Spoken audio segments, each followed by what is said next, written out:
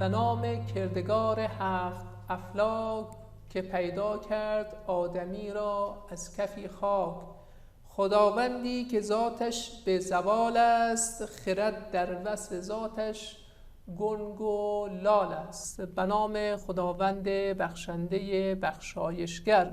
سلام عرض میکنم خدمت شما متعلمین عزیز صنف دهم. بنده محمد علی نجفی مدرس درس ادبیات دری در اولین جلسه از سلسله جلسات درس ادبیات دری در خدمت شما عزیزان و بزرگواران خواهیم بود. مباحثی که در ابتدای این جلسه برایتان در نظر گرفته ایم در قالب فهرستوار می توانیم اشاره کنیم. یک، در وهله اول در بخش اول در مورد یک از شاعران به نام قرن ششم و اوایل قرن هفتم هجری عطار نیشابوری بحث میکنیم و در ادامه در بخش دوم صحبت‌هایمان در مورد صنایع ادبی بحث میکنیم. دوستان عزیزان با ما همراه باشید.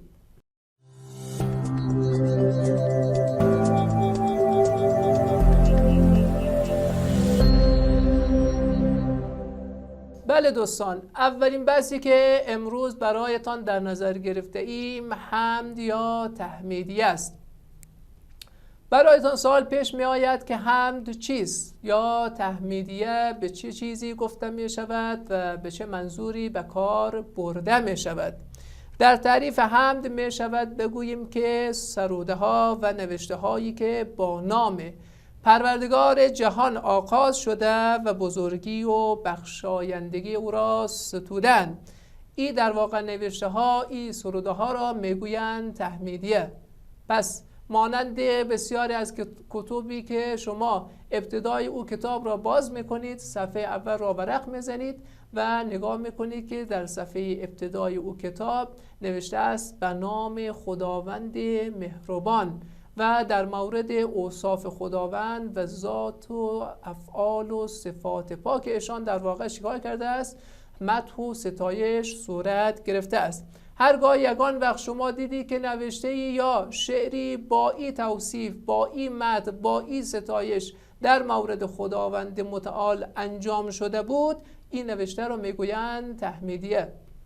همانطور که میدانید یکی از بزرگترین شعرا و نویسندگان اواخر قرن ششم هجری و اوایل قرن هفتم، شیخ اجل سعدی شیرازی، ایشان در واقع یکی از بزرگترین نویسندگان و شعرای در واقع قرن می باشد.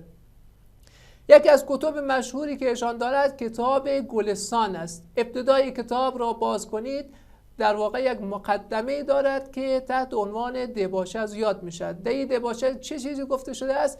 مدح و ستایش خداوند متعال قرار گرفته شده است. در ابتدای این متن اگه بخوایم برایتان چند جمله‌ای بخوانیم دوستان میگوییم که اینطور بیان کرده است: منت خدای عزوجل را که طاعتش موجب قربت است و به شکرندرش مزید نعمت. هر نفسی که فرو می رود ممد حیات است و چون که بر می آید مفرح ذات. پس در هر نفسی دو نعمت است و بر هر نعمتی شکری واجب.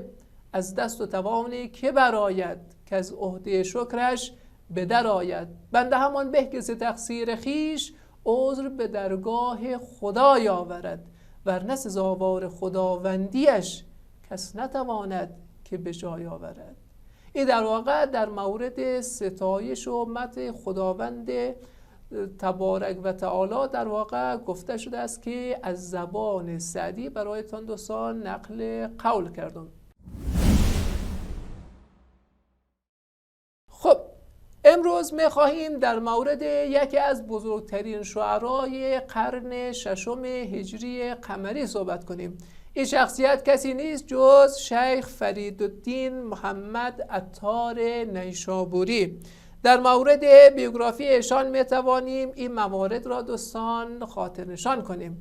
ایشان متولد سنه 513 هجری قمری است که در ولایت نیشابور به دنیا آمده است. مضمون اصلی اشعار ایشان بیشتر در حوزه تصوف و عرفان است. می‌دانید که ما بین دو جریان فکری مختلف دوستان همواره تضاد آرا وجود داشته است. از یک طرف عرفا بودند و از یک طرف دیگه عقلا یا فلاسفه بودند.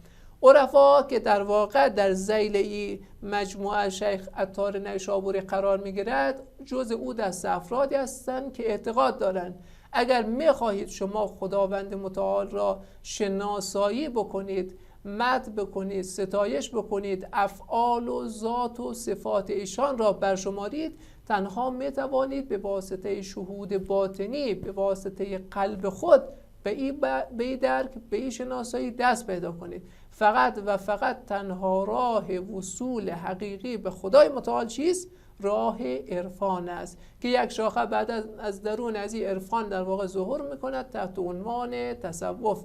اوج دوره تصوف دوره در واقع صفویان است که از در واقع شاه اسماعیل صفوی شروع می شود تا انتهای سلسله صفویان در واقع این جریان ادامه دارد. و معروفترین آثار ایشان را می توانیم در دو قالب نام ببریم. یک دیوان قصاید ایشان است و دوم غزلیات عرفانی ایشان است. دو بیتی که در ابتدای اشعار و در ابتدای درس خاطر نشان کردم برایتان در مدح و ستایش خداوند متعال از دیوان عطار نیشابوری بود دوستان که در واقع برای شما بیان شد. مهمترین آثار دیگر ایشان را می توانیم این گونه برشماریم: یک مصیبت نامه، دو خسرو نامه، سه پن نامه، چهار اسرار نامه و پنج جواهر نامه است. این مجموعه آثار ایشان است که در واقع توسط عطار نیشابوری نگاشته و نوشته شده است.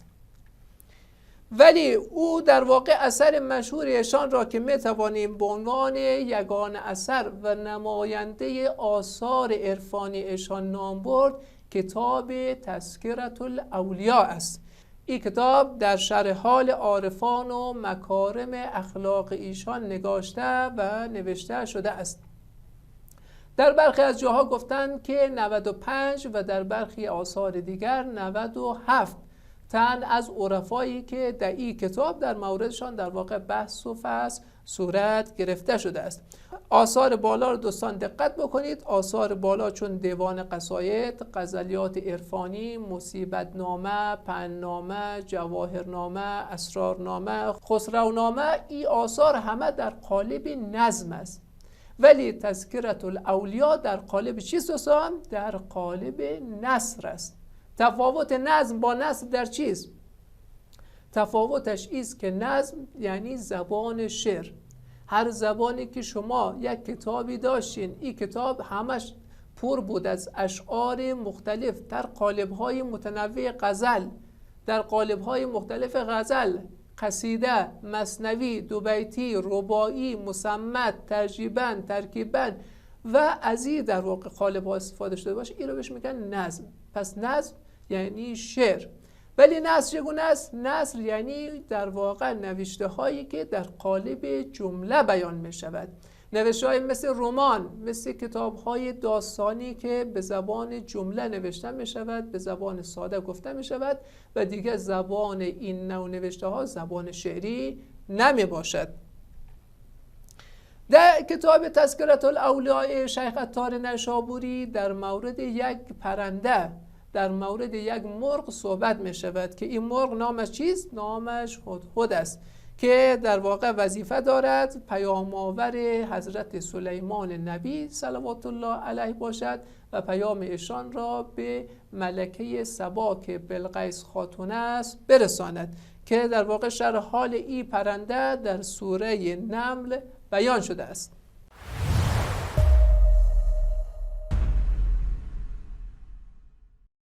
بحث بعدی ما دوستان آیین انشا و نگارش است که ابتدای این بخش را با مفهوم و واژه زبان شروع میکنیم.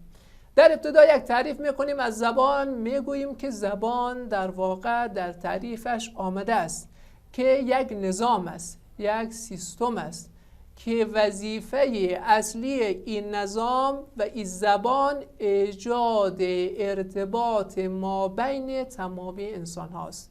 حال خب زبان که در واقع یک سیستم است، وظیفش ایجاد ارتباط ما بین انسان هاست، اشکالی نیز دارد؟ بله که دارد.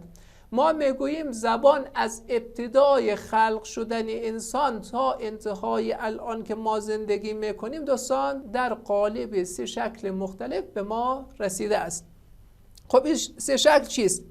شکل اول گفتار، شکل دوم نوشتار و شکل سوم زبان اشاره می باشد. نخستین نوع زبان، نخستین نوع در واقع اشکالی زبان نوع اشاره است که در قدیم انسانها برای ایجاد ارتباط قبل از اینکه نه گفتاری وجود داشته باشد و نه نوشتنی را کسی یاد داشته باشد از زبان اشاره استفاده میکردند که امروزه به عنوان یک هنر شده است. مثلا شما اگه هنر پانتومیم را، یعنی در واقع نوعی نمایش به صدا، در این نوع نمایش در واقع شکل گفتاری زبان حذف می شود، ریتم موجود نیست، صدا وجود ندارد، سکوت محض است و تنها از راه اشاره، از راه دست، از راه در واقع چشم، از راه بدن میخواهد یک مفهومی را به کسی برساند. این نوعش در واقع در قالب اشاره می باشد. نوع بعدی که در واقع شکل گرفت نوع گفتاری زبان است. این نوعی که ما الان با شما عزیزان و متعلمین گرامی مشغول به گپ زدن هستم، حرف میزنم و صحبت میکنم، این نوع را میگوید زبان گفتاری. زبان گفتاری زبانی است که به واسطه آوا شکل گرفته است. از طریق نظام آوایی در واقع انتقال مطلب به شما انجام می شود. و نوع آخر نوع نوشتاری است که زمانی که علم پیشرفت کرد، خط اختراع شد، میدانی که نخستین نوع خط دنیا در واقع کدام نوع است؟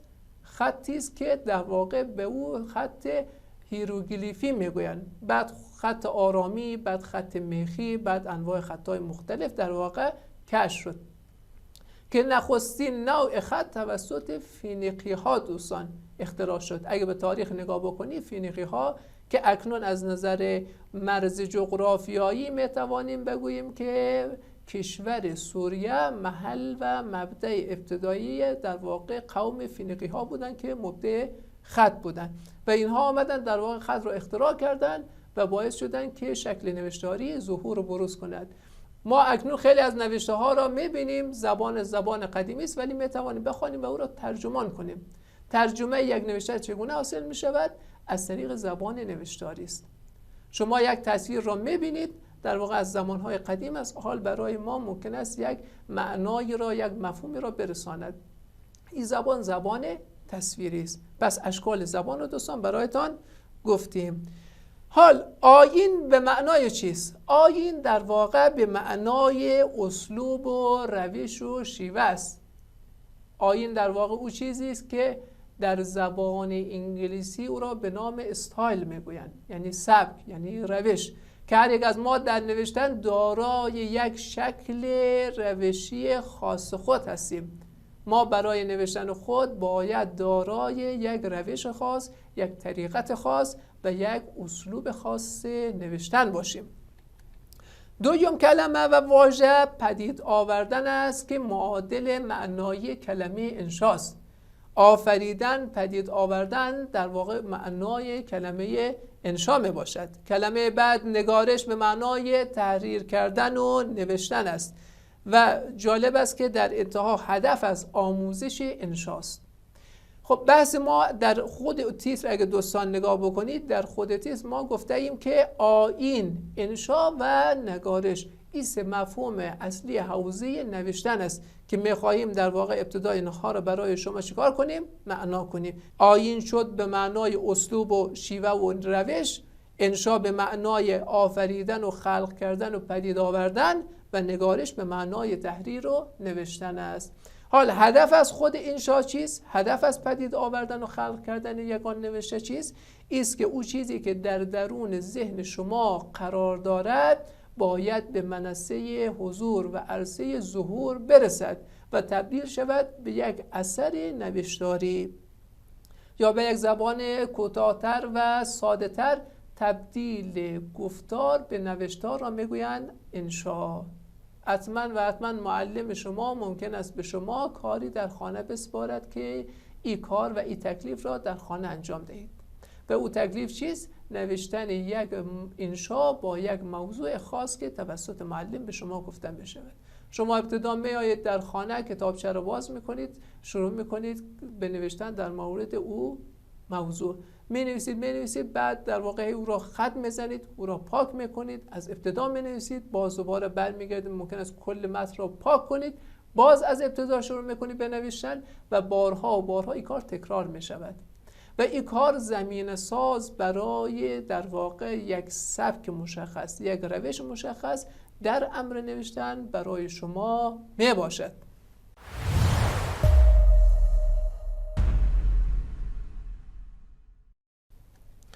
خب دوستان، اهمیت نگارش در زندگی ما چه چیزی است؟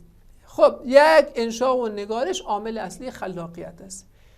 یک از چیزهایی که امروزه اروپا را متمایز از کشورهای دیگر، قاره‌های دیگر کرده است، بحث خلاقیت و نوآوری آنها در زمینه‌های مختلف است.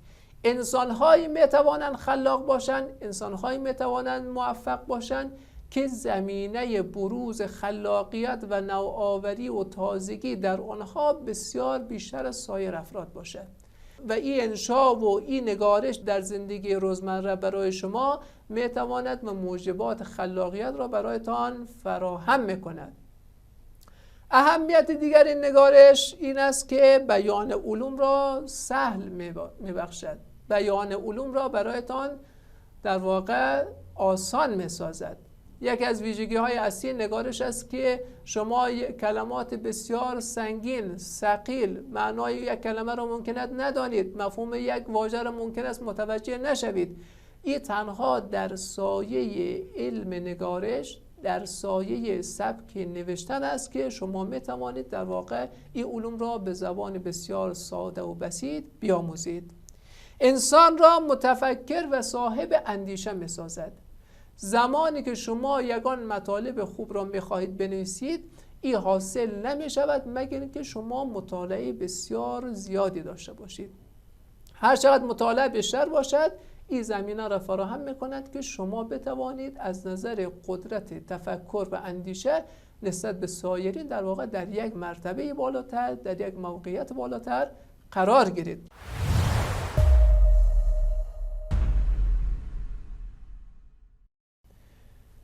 بحث بعدی ما دوستان عزیز، متعلمین گرامی، صنایع ادبی است. صنایع ادبی چیست؟ صنایع ادبی در واقع او آرایه‌های ادبی است، او زیبایی‌ها و جلوه‌گری‌های ادبی است که باعث می‌شود یک نوشته زیبایی خاصی، دلانگیزی و دلنوازی خاصی به یک شعر، به یک نوشته داده شود و تأثیر او را در مخاطب خود 100 چندان بکند. این باعث می شود که در واقع یگان اثر تأثیرگذاری بیشتری در ذهن و فکر مخاطب داشته باشد. حالا خیلی در مورد این صنایع ادبی نمیخواهیم تعریف در واقع اصطلاحی و لغوی ابتدا داشته باشیم، چون در درس‌های بعدی به صورت یک درس کاملا مجزا در مورد این بحث خواهیم نمود دوستان عزیز. ولی امروز میخواهیم در مورد یکی از انواع صنایع ادبی برایتان گپ دهیم دوستان، و او چیست؟ و او تلمیح است. تلمیح به چه میگوییم؟ تلمیح دارای دو معناست، یک معنای لغوی یا معنای در واقع واژه‌ای کلمه است و دوم معنای اصطلاحی یا معنای تعریفی او کلمه است. در معنای لغوی به تلمیح گفته می شود که به گوشه چشم اشاره کردن. حتما در خانه نشسته اید، پدر شما به شما میخواهد بگوید که عزیز دلانگیز، فرزند عزیزم، برو برای ما آبی بیاور، یا این مجلس را ترک کن بدون اینکه یک مهمان متوجه شود. با گوشه چشم به شما اشاره میکند و سری تکان میدهد، یعنی مجلس را ترک کن. این گوشه چشم اشاره کردن معنای لغوی کلمه تلمیح است. معنای اصطلاحیش چیست؟ آوردن یک بیت در اثنای یک شعر که این بیت دلالت میکند بر یک واقعه تاریخی، بر یک حدیث، بر یک داستان تاریخی خاص. اشاره ای بیت در اثنای یک شعر که دلالت بر این موارد میکند را ما میگوییم تلمیح. خب مثال: عنکبوتی را به حکمت دام داد، صدر عالم را از او آرام داد. این بیت در داخل درس اول شما در داخل این شعر است که ما این بیت را انتخاب کردیم. خب این بیت به چه چیزی فکر میکنید اشاره کند؟ معنایش میشود که خداوند به یک عنکبوت اراده میکند، دستور میدهد که چیکار کند؟ که یک کاری انجام دهد که تمامی عالم در واقع متشکر و در واقع ممنون این عنکبوت باشد و آرامش و امنیت فعلی دنیا در دست حرکت و جنبش این عنکبوت است. این حرکت چه عنکبوتی است که باعث می شود در واقع یک دنیا و یک جهان از کاری عنکبوت آرامش پیدا کند؟ چه حرکتی می کند؟ به چه داستانی اشاره دارد؟ داستانش این است: اشاره به واقعه قرار گرفتن پیامبر اسلام در غار حرا و بستن تار عنکبوت در کنار در و ندیده شدن ایشان توسط در واقع مشرکان است. تاریخ صدر اسلام است و این واقعه هم حتما در فیلم محمد رسول الله حتما دیده اید که باعث می شود در واقع مشرکانی که میان دنبال پیامبر و قصد جان ایشان را دارند، وقتی می بینند که در کناری در غار حرا عنکبوتی تار بسته است، میگویند که تار از قدیم بوده است و حتما محمد صلوات الله علیه در داخل او قرار ندارد. همین امر باعث می شود که آنها در واقع از اون مکان متواری شده و به سمت دیگری حرکت کنند. این بیت اشاره دارد به این واقعه تاریخی. یک مثال دیگه براتون بزنیم دوستان از همین در واقع درس و از همین کتاب.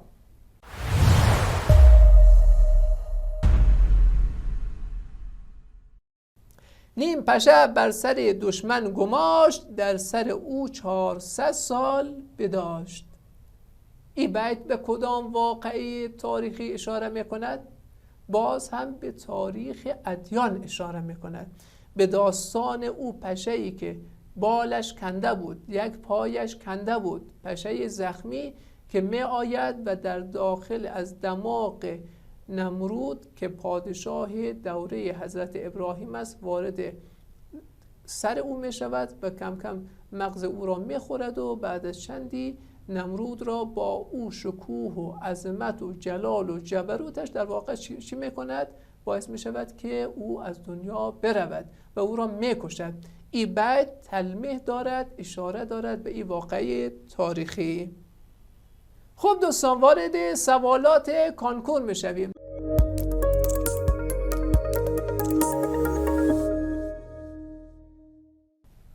یک کتاب تذکرة الاولیاء از آثار منصور کیست؟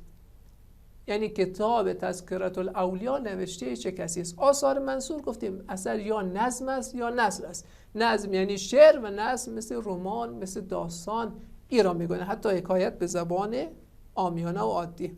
خب یک سنایی، 2 عطار، 3 مولانا، 4 حافظ. کدام یکی از این 4 مورد میتواند جواب صحیح فرم 4 برق باشد دوستان عزیز؟ جواب درست گزینه شماره 2. عطار نیشابوری کسی است که در واقع می آید و این اثر منصور را می سراید و می نویسد.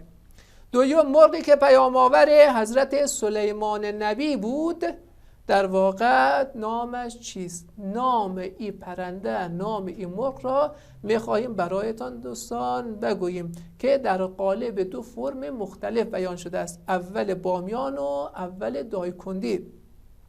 1 هدهد، 2 قمری، 3 بلبل، 4 کبک. کدام یک از اینها میتواند در واقع اون مرغی باشد که وظیفه انتقال پیام از سلیمان نبی صلوات الله علیه به ملکه سبا بلقیس خاتون را داشت که در سوره نمل نیز نام این حیوان آمده است. نامش چیست دوستان؟ نامش هدهد است. گزینه 1 گزینه درست ما می باشد. سوال بعد میگوید پنجنامه اثر کدام شاعر است؟ فرم اول لوگر. 1 سعدی، 2 فردوسی، 3 عطار و 4 حافظ. کدام یک از اینها میتواند نویسنده و نگارنده پنجنامه باشد؟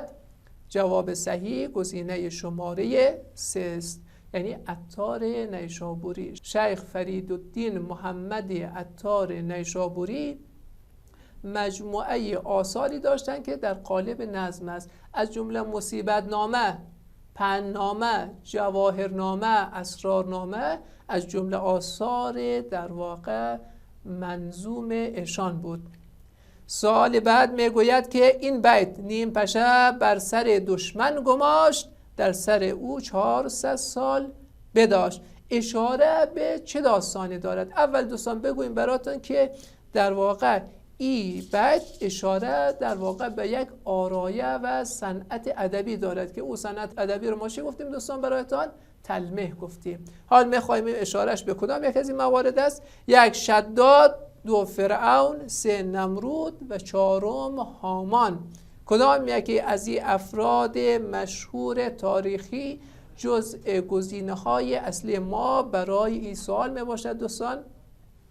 جواب سوال می شود گزینه شماره 3 نمرود، پادشاه دوران حضرت ابراهیم نبی بشن می آید و از راه دماغ وارد مغز ایشان می شود و ایشان را می کشد.